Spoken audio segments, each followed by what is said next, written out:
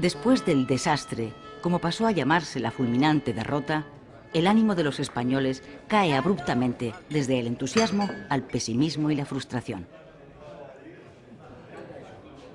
A las tertulias de los cafés llega una palabra que empieza a ponerse de moda: regeneración.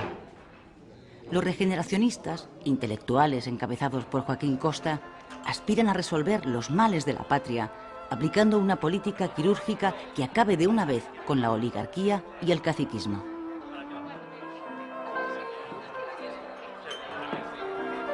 Sin embargo, y a pesar de los cambios que se están operando en la sociedad, la actividad política no cambia. Aparentemente, el desastre no pasa factura. La alternancia en el poder continúa. Los liberales dejan paso a los conservadores.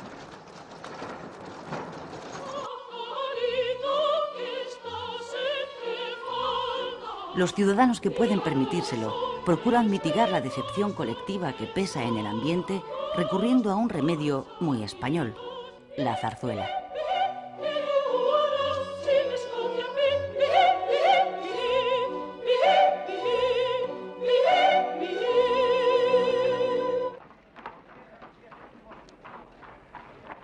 En ese tiempo aparece en la escena pública nacional un puñado de intelectuales que más adelante serán conocidos como la generación del 98, que comparten un sentimiento: el dolor de España. Sus obras tienen un punto en común: la búsqueda incesante del ser de aquella España moribunda y de las raíces de su decadencia.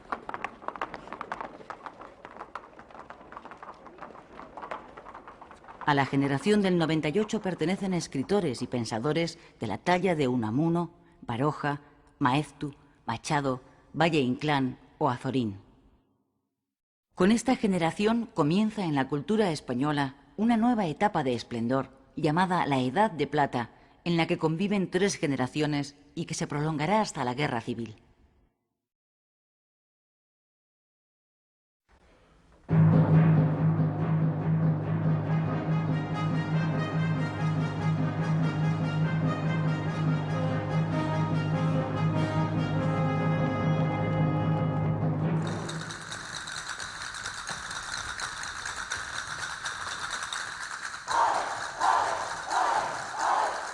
Pintores como Picasso, Sorolla, Zuloaga, Casas, Vázquez Díaz, arquitectos como Gaudí, músicos como Albéniz, Granados o Falla, filósofos como Ortega y Gasset, intelectuales como Marañón, Dors, Azaña, Pérez de Ayala o científicos como Santiago Ramón y Cajal, que consigue el Nobel de Medicina en 1906, son algunos de los nombres que han hecho posible que la cultura española alcance una segunda edad de oro durante el siglo XX.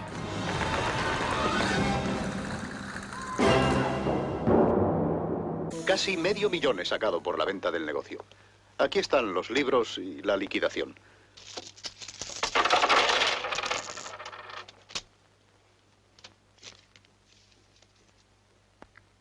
¿Qué clase de mierda es esta? Dólares. Yo quiero pesetas. Han ganado la guerra. Los dólares van hacia arriba. La peseta, caput. La pérdida de las colonias obliga a muchos españoles a liquidar sus negocios allí. Esa llegada de capital, sumada al dinero que traen los indianos que regresan a España, provoca a finales de siglo una gran euforia económica en el país. Los bancos, Hispanoamericano, Banesto y Vizcaya, son de esta época. El dinero repatriado proporciona al desarrollo industrial y financiero en España un fuerte impulso que se mantendrá con el nuevo siglo. Es un locomóvil. Tengo orden de poner... Modernización es la palabra más oída a comienzos de siglo. Los españoles asisten esperanzados al desarrollo de los últimos inventos: la automoción, la electricidad y el teléfono. La mayoría confía en que gracias a ellos España alcance el progreso.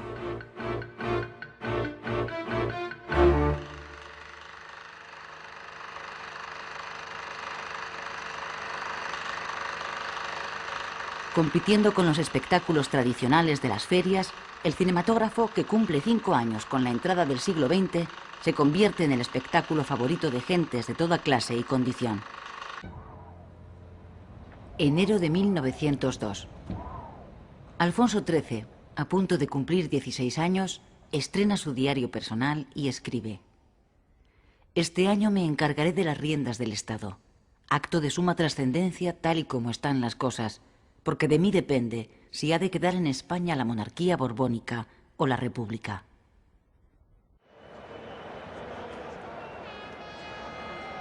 Este es el aspecto de las calles de Madrid el 17 de mayo de 1902. Los madrileños esperan para ver pasar la comitiva real.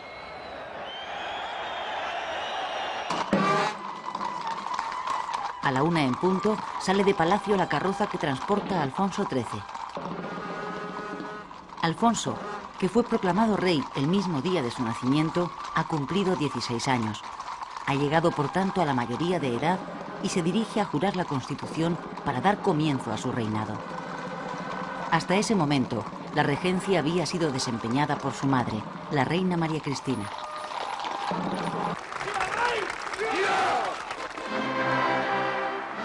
Cuando jura la Constitución de 1876 en el Congreso, el rey tiene muy presente una idea que también ha escrito en su diario.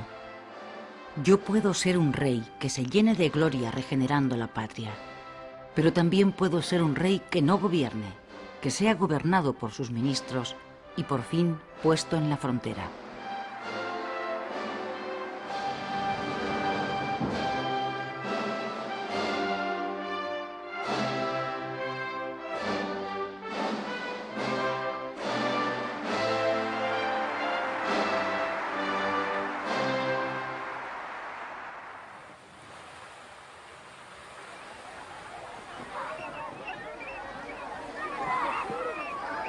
La España sobre la que Alfonso XIII va a reinar es un país atrasado, con cerca de 19 millones de habitantes que luchan cada día por su difícil supervivencia.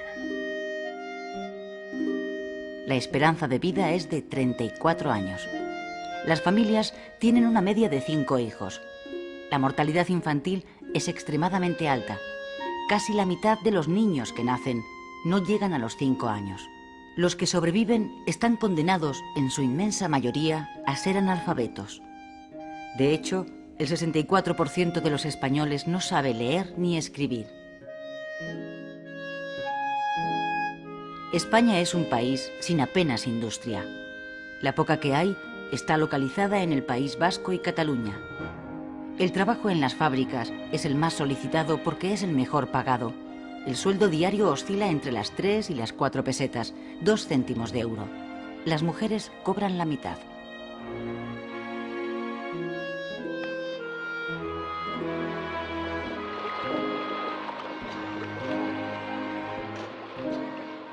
No ha sido hasta el comienzo del siglo XX cuando el Estado ha empezado a ocuparse de la protección social.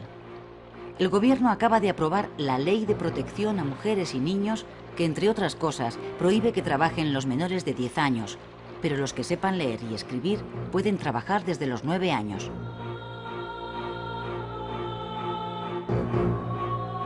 El movimiento sindical tiene poca fuerza al comienzo del siglo. Los socialistas de la Unión General de Trabajadores, con implantación en Madrid, País Vasco y Asturias, no llegan a los 4.000 afiliados.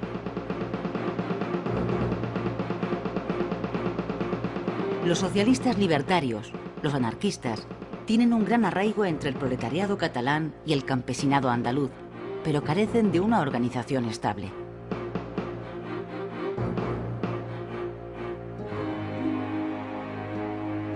La vida en el campo es aún más difícil que en la ciudad. En el campo viven unos 13 millones de españoles, cerca del 70% de la población. La mala distribución de la propiedad de la tierra, o fincas inmensas o terrenos mínimos, la pobreza del suelo, la escasez de agua y el deficiente desarrollo de los regadíos sitúan las condiciones de vida en el campo por debajo del nivel de subsistencia.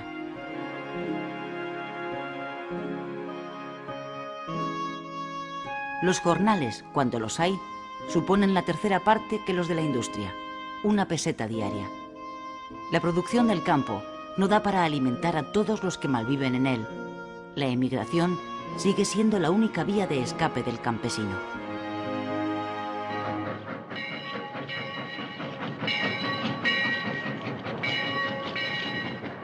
El cambio social más importante que tiene lugar en el siglo XX en España empieza a producirse desde los primeros años y se mantendrá hasta la década de los 70. El desplazamiento de la población desde el campo a las ciudades, huyendo de la miseria. El mundo rural permanece estático, atrapado en el pasado, pero las ciudades crecen y se transforman.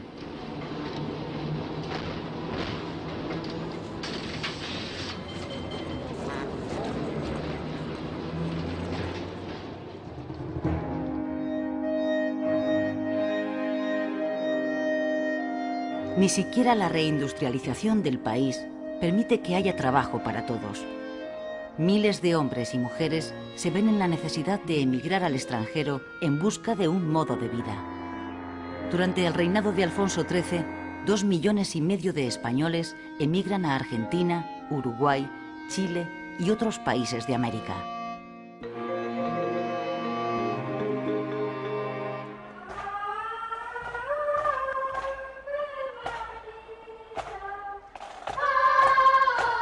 La Iglesia Católica, que continúa teniendo un estatus legal privilegiado con el Estado, llega al siglo XX habiendo recuperado de manera espectacular su presencia pública y su influencia en la sociedad española.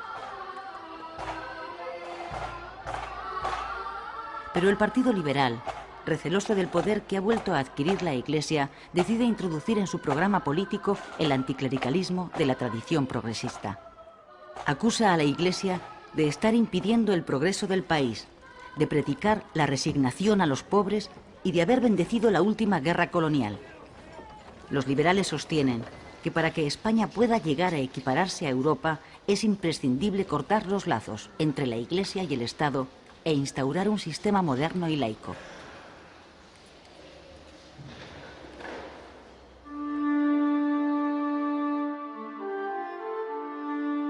Bajo el reinado de Alfonso XIII, los dos grandes partidos dinásticos, el liberal y el conservador, continúan turnándose en el gobierno. Solo sus líderes han cambiado. El Partido Conservador está ahora dirigido por un liberal que se había refugiado en las filas conservadoras, Antonio Maura. Maura lleva a cabo una política regeneracionista. Quiere acabar con el caciquismo, democratizar el sistema y atraer hacia la política a las desmovilizadas clases medias.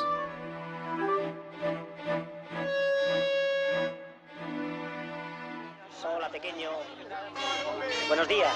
Hola. ¿Ves? Ya hemos llegado, pequeño. Hala. ¡Qué angelito! Qué angelito ni qué cuerno. Es un demonio. Es que no veis que es la República. ¡Qué niña tan bonita! Con la llegada del nuevo siglo, los partidos republicanos que se habían quedado fuera del Parlamento recuperan su presencia pública en las zonas urbanas del país.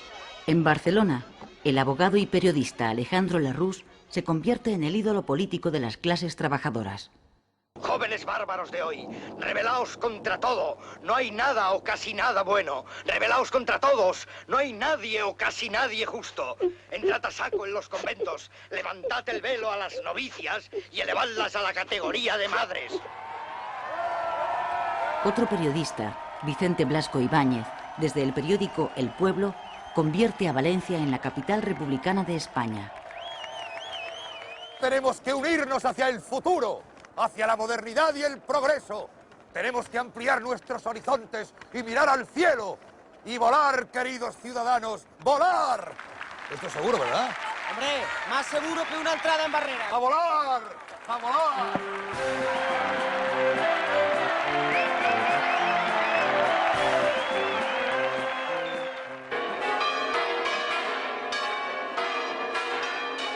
31 de mayo de 1906. En la iglesia de los Jerónimos acaban de casarse Alfonso XIII y la princesa inglesa Victoria Eugenia de Battenberg.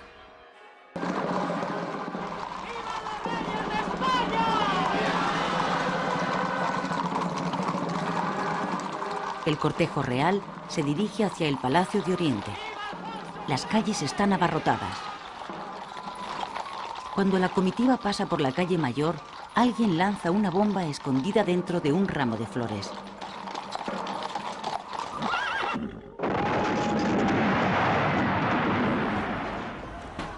los reyes salen milagrosamente ilesos del atentado que causa 30 muertos y decenas de heridos.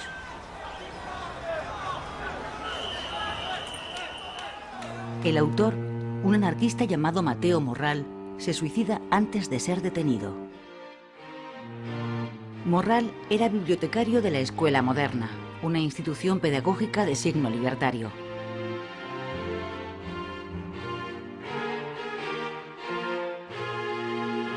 Francisco Ferrer y Guardia, su fundador, es procesado por el atentado.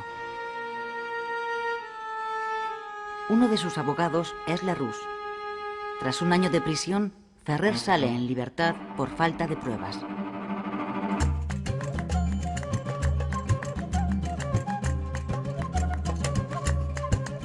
Ceuta, Melilla y otras pequeñas plazas en el norte de África son lo único que ya le queda a España de su pasado colonial. El desastre del 98 había dejado un ambiente popular de rechazo a las aventuras coloniales. A pesar de ello, España se ve forzada en la Conferencia Internacional de Algeciras de 1906 a asumir su responsabilidad internacional de control en la zona de influencia en torno a Ceuta y Melilla, incluida la región del Rif, y a incrementar la inversión en sus minas.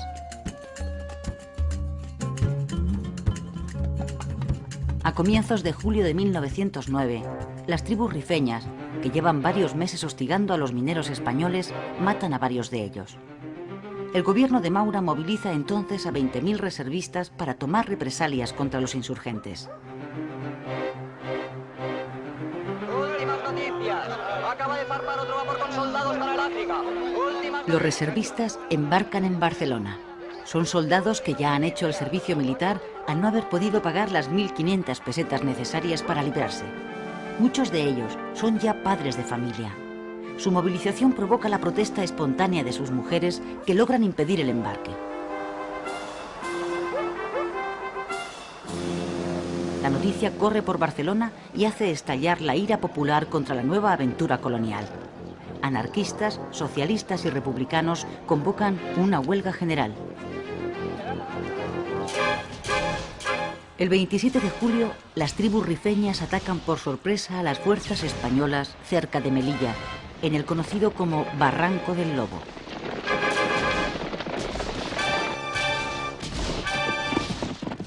En la emboscada mueren 1.000 soldados y varios oficiales.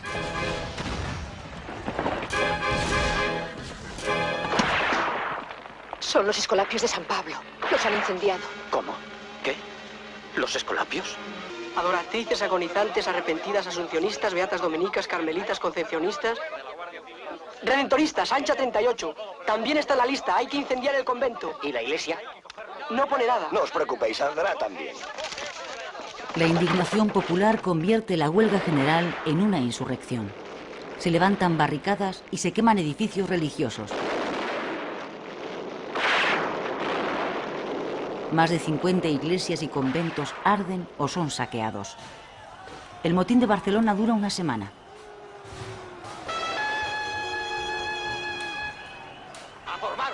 ¡Vamos! El gobierno de Maura declara el estado de guerra en la ciudad y ordena al ejército sofocar la revuelta.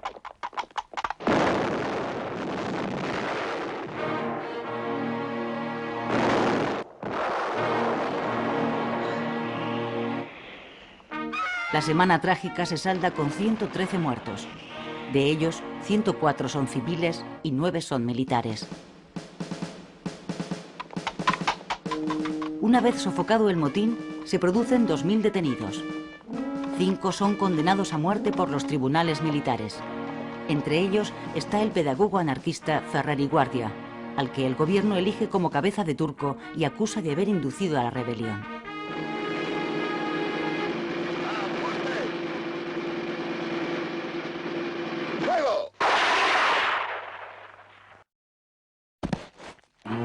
Tras el fusilamiento de Ferrer, la izquierda europea y americana, que le considera un mártir del pensamiento libre, organiza una intensa campaña de protesta internacional contra el gobierno español. Se producen centenares de manifestaciones. Solo en la de París se concentran 50.000 manifestantes. En España, los liberales, que hasta ese momento habían apoyado al gobierno, deciden sumarse al frente antimaurista ya existente, formado por republicanos, socialistas y anarquistas, y organizan manifestaciones por todo el país pidiendo la dimisión de Maura. El rey cede ante la presión, le retira su confianza y llama a los liberales para formar nuevo gobierno.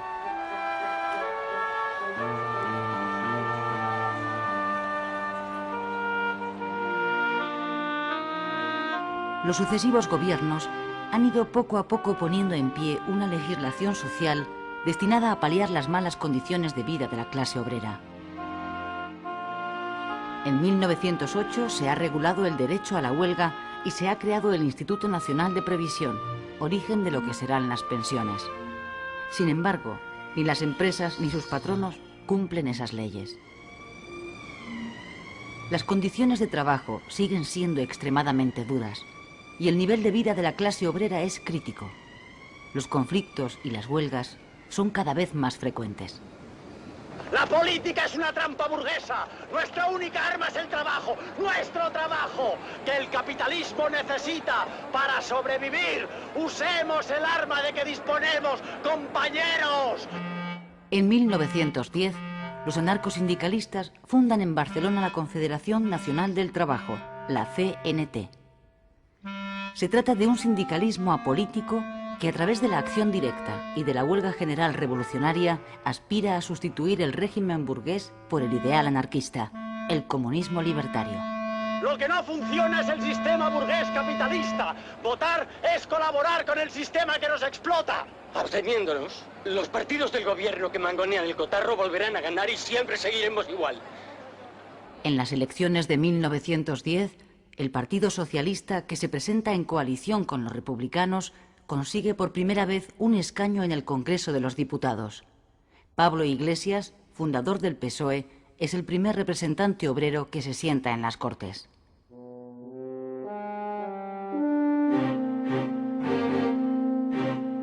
En 1910, y después de varios años de crisis internas, el Partido Liberal encuentra un nuevo líder, José Canalejas. Canalejas abandera las nuevas corrientes del liberalismo procedentes de Europa. Él pretende fortalecer y modernizar el país a través de una mayor intervención en materias económicas y sociales y estableciendo un Estado laico. En 1910, Canalejas es llamado por Alfonso XIII para presidir el Consejo de Ministros. Su objetivo es nacionalizar la monarquía, es decir, lograr que bajo ella puedan actuar todas las fuerzas políticas útiles en España. Eso incluye que las nuevas corrientes ideológicas procedentes del socialismo se integren en el sistema.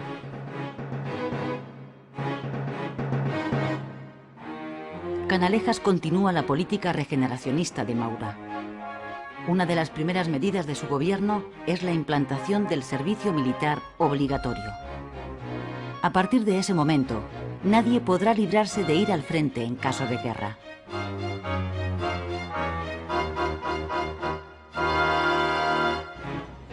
Otra de sus reformas es la abolición de los consumos, unos impuestos indirectos muy impopulares que gravaban sobre todo los artículos de primera necesidad.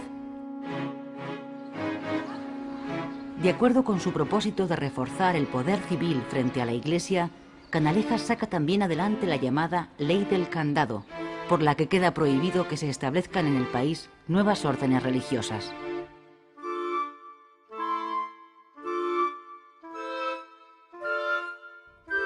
Por último, Canalejas prosigue la descentralización de la administración estatal y aprueba la Ley de Mancomunidades. Esa ley recoge la aspiración de la Lliga Regionalista de asociar las 4 provincias catalanas en una mancomunidad que gestione las obras públicas, la beneficencia y la cultura de toda Cataluña.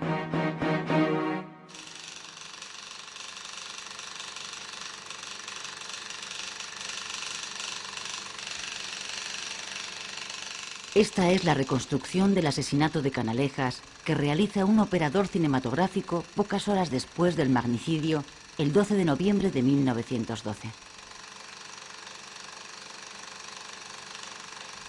El actor que hace el papel de Pardinas el anarquista que asesina a Canalejas y después se suicida, es Pepe Isbert. Con la muerte de Canalejas acaba también la esperanza de regeneración del sistema político vigente en ese momento. A partir de entonces, comienza una lenta pero inexorable erosión de los dos partidos en que se apoya la monarquía, el liberal y el conservador. Miles de personas pasan por la capilla ardiente del presidente asesinado instalada en el Congreso de los Diputados.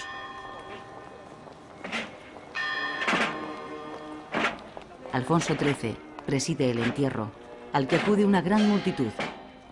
Entre los asistentes están los dos hombres que a partir de ese instante se disputarán el poder en el Partido Liberal, el conde de Romanones y Manuel García Prieto. También acude al sepelio Eduardo Dato, futuro líder del Partido Conservador.